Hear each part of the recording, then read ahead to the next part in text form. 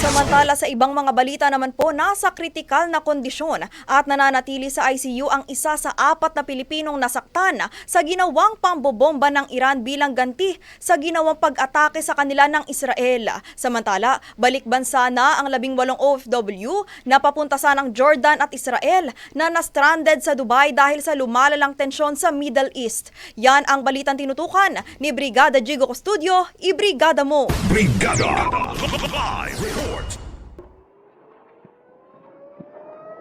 Madaling araw nitong June 15 nang magpakawala ng airstrike ang Iran bilang ganti nila sa ginawang pag-atake sa kanila ng Israel. Marami ang nasugatan, kabilang na dyan ng 4 na Pilipino. 2 sa mga ito ay nananatili pa rin sa ospital habang ang 2 ay nailabas na. Isa ang nasa kritikal ng kondisyon at ang isa ay stable na ang lagay. Naipit po yung kanyang neck, yung kanyang lieg, and monitoring po ngayon kasi nasa ICU po siya, JP. And ang team natin doon, ng DMW OWA, nakakantabay kung anong magiging situation niya. So nakabantay lang kasi medyo critical ngayon. Yung isa naman po, yung ating isang kababayan, is moderate critical injuries. Medyo mas stable po yung situation niya ngayon. Ang mga nasugatang Pinoy ay mula sa Rehovot, isang lungsod na nasa 20 kilometro sa timog ng Tel Aviv. Patuloy naman ang ginagawang monitoring ng OWA at ng Department of Migrant Workers sa sitwasyon sa Israel.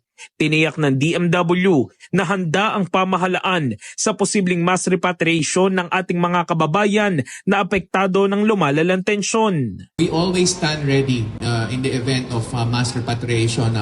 Mula pa nung nagsimula yung sigalot ng October 7, Hamas versus Hamas and the IDF, instruction na talaga ng ating mahal na Pangulo na maging handa.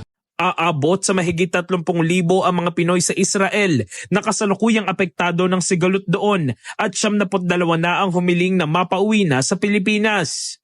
Samantala, balik bansa na ang 18 OFW na papunta sa ng Jordan at Israel na na-stranded sa Dubai dahil sa lumalalang tensyon sa Middle East.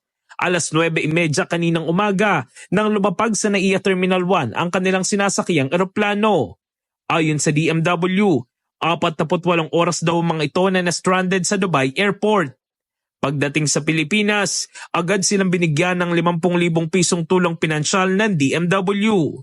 Patuloy pa ang monitoring ng pamahalaan sa mga paliparan na posibleng may mga Pinoy na na-stranded dahil sa kaguluhan sa gitnang silangan. In the heart of changing lives, ako sa Brigada Jigo Custodio ng 105.1 Brigada News of Manila, the Music News Authority.